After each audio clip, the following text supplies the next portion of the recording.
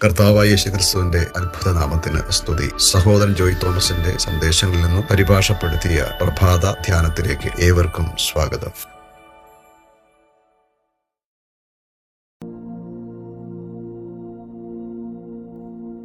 സിയോനെ, ഉണരുക, ഉണരുക, നിന്റെ ബലം ധരിച്ചുകൊള്ളുക.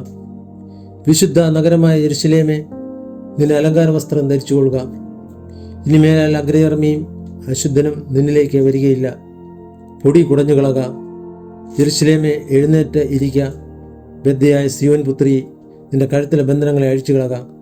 യഹോവ ഇപ്രകാരം അരുളി ചെയ്യുന്നു: വില വാങ്ങാതെ നിങ്ങളെ വിറ്റുകളഞ്ഞു, വില കൊടുക്കാതെ നിങ്ങളെ വീണ്ടുകൊള്ളും എന്ന് യെശയ്യാ പ്രവാചകന്റെ പുസ്തകം 52-ാം അധ്യായം 1 മുതൽ 3 വരെയുള്ള വാക്യങ്ങളിൽ നാം കാണുന്നു. പരിശുദ്ധാത്മാവ് ഇസ്രായേൽ ജനങ്ങളെക്കുറിച്ച് ഈ പ്രവചനം പറഞ്ഞ ആ നാളുകളിൽ അവർ ഉറക്കത്തിൻ്റെ അവസ്ഥയിൽ ആയിരുന്നതുപോലെ ഈ അന്ത്യകാലത്ത് സഭയും ഒരു ആത്മീയ നിദ്രയിലാണെന്ന് നമുക്ക് മനസ്സിലാക്കാം.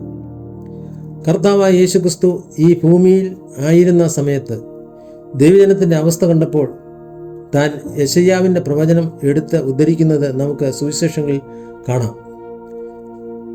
നിങ്ങൾ ചെവിയാൽ കേൾക്കും, ഗ്രഹിക്കുകയില്ല താനും, കണ്ണാൽ കാണും, ദർശിക്കുകയില്ല താനും. ഈ ജനത്തിൻ്റെ ഹൃദയം തടിച്ചിരിക്കുന്നു, അവർ ചെവി കൊണ്ട് മന്ദമായി കേൾക്കുന്നു. കണ്ണ് അടച്ചിരിക്കുന്നു, അവർ കണ്ണു കാണാതെയും ചെവി കേൾക്കാതെയും ഹൃദയം കൊണ്ട് ഗ്രഹിക്കാതെയും തിരിഞ്ഞുകൊള്ളാതെയും ഞാൻ അവരെ സൗഖ്യമാക്കാതെയും ഇരിക്കേണ്ടതിന് തന്നെ എന്ന് യെശയ്യാവ് പറഞ്ഞ പ്രവാചകത്തിന് അവരിൽ നിവർത്തി വരുന്നു. മത്തായി സുവിശേഷം 13-ാം അധ്യായം 14-15 വാക്യങ്ങളിൽ നാം വായിക്കുന്നു.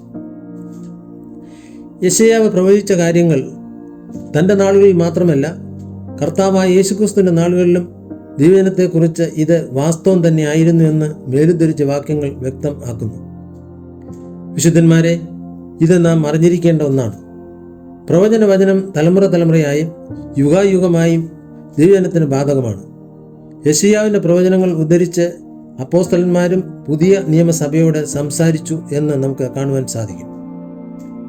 അപ്പോസ്തലനായ പൗലോസ് ഇന്ന് ജീവിച്ചിരുന്നെങ്കിൽ യെശയ്യാവിൻ്റെ നിരവധി പ്രവചന വചനങ്ങൾ എടുത്ത് ഇന്നത്തെ സഭയ്ക്ക് മുന്നറിയിപ്പ് നൽകുമായിരുന്നുവെന്ന് ഞാൻ വിശ്വസിക്കുന്നു. വിശുദ്ധന്മാരെ, ഇന്ന് നമുക്കും ഇതാണ് ആവശ്യം. ഇന്ന് ദൈവം ഭൂമിയിൽ ഒരു പ്രവചന ശബ്ദം ഉയർത്തുന്നുണ്ടെന്ന് എനിക്ക് നിശ്ചയമുണ്ട്. ദൈവസഭ ഉണർത്തപ്പെടുന്നതിനും ബന്ധനങ്ങളിൽ നിന്നും വിമുക്തമാകുന്നതിനും ദൈവത്തിൻ്റെ ഉദ്ദേശത്തിലേക്ക് മടങ്ങി വരുന്നതിനുമായി ദൈവം പ്രവർത്തിക്കുന്ന സമയം ആണിത്. ദൈവം തന്നെ ശേഷിപ്പിനെ ഉണർത്തിക്കൊണ്ടിരിക്കുന്ന സമയമാണിത്. ഈ സമയത്ത് ദൈവത്തിൽ നിന്നുള്ള ഒരു പ്രവചന വചനത്താൽ അവർ ഉണർത്തപ്പെടും. നമ്മൾ കേട്ടതുപോലെ സഭ നിദ്രയുടെ അവസ്ഥയിൽ ആയിരിക്കുന്ന ഒരു സമയത്താണ് നാം ജീവിക്കുന്നത്. സഭ ഒരു ആത്മീയ ആലസ്യത്തിൽ ഇന്ന് കാണപ്പെടുന്നു. ശിംശോൻ ദലീലയുടെ മടിയിൽ ഉറങ്ങിക്കൊണ്ടിരുന്നത് പോലെ ഇന്ന് സഭയും മഹദിയാം ബാബിലോൺ എന്ന വേശ്യയുടെ മടിയിൽ ഗാഠനിദ്രയിലാണ്. അവൾ ആ ബാബിലോണിയൻ വ്യവസ്ഥിതിയിലും ഉപദേശത്തിലും ഉറങ്ങിക്കിടക്കുകയാണ് എന്ന് നാം മറക്കരുത്. ദൈവവചനത്തിൽ നമുക്ക് ഈ സത്യം കാണുവാൻ കഴിയും. ആ വ്യവസ്ഥ അവളെ ഉറക്കത്തിൽ ആക്കിയിരിക്കുന്നു. യാതൊരു വിട്ടുവീഴ്ചയുമില്ലാതെ ഞാൻ ഒരു വസ്തുത പറയട്ടെ. സഭയെ ഉറക്കത്തിലേക്ക് തള്ളിവിട്ട ഒരു കാര്യം കർത്താവായ യേശുക്രിസ്തു ഏത് നിമിഷവും മടങ്ങി വരും എന്ന വചനാധിഷ്ഠിതമല്ലാത്ത ഉപദേശമാണ്. ക്രിസ്തു വന്ന് തൻ്റെ സഭയെ മഹോദരവ കാലത്തിന് മുൻപേ എടുത്തുകൊള്ളുമെന്ന ഉപദേശം സഭയെ ഇന്ന് ഉറക്കത്തിലേക്ക് തള്ളിവിട്ടിരിക്കുന്നു. ആകയാൽ ഇന്ന് സഭയ്ക്കുള്ള ഏക പ്രത്യാശ കാഹളം ധ്വനിക്കുമ്പോൾ അവൾ എടുത്തുകൊള്ളപ്പെടും എന്നത് മാത്രമാണ്. അങ്ങനെ സഭ 7 വർഷം മധ്യാകാശത്ത് ചിലവഴിക്കും. ഈ ഭൂമിയിലെ മഹോപദ്രവകാലം കഴിയുമ്പോൾ വീണ്ടും വരും എന്ന വ്യാജമോഹത്തിലാണ് സഭ ഇന്ന് കാണപ്പെടുന്നത്.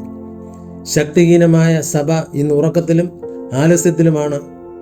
ബാബിലോണിയൻ വ്യവസ്ഥിതിയുടെ മടിയിൽ വിശ്രമിക്കുന്ന അവളുടെ മയക്കത്തിലും ഉറക്കത്തിലുമായിരിക്കുന്ന അവൾക്ക് ഈ സമയത്ത് ചെയ്യാൻ കഴിയുന്നത് പിതാക്കന്മാരുടെ കാലത്തുണ്ടായിരുന്ന പ്രവാചകന്മാരുടെ ശവകുടീരങ്ങൾ നിർമ്മിക്കുക എന്നത് മാത്രമാണ്. ഈ ദൈവവചനം വളരെ കഠിനമായി നമുക്ക് തോന്നിയേക്കാം, എങ്കിലും ഇതാണ് യാഥാർത്ഥ്യം.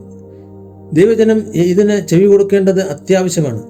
ദൈവജനത്തെ ഉണർത്തുവാനും അവരെ ദൈവിക വിളിയിലേക്കും ലക്ഷ്യത്തിലേക്കും മടക്കിക്കൊണ്ടുവരുന്നതിനും അവരുടെ ആത്മീയ അവസ്ഥയെ വെളിപ്പെടുത്തുന്ന വചനത്തെ സംസാരിച്ചത് കൊണ്ടുമായിരുന്നു അവരുടെ പിതാക്കന്മാർ ഈ പ്രവാചകന്മാരെ കൊന്നത്.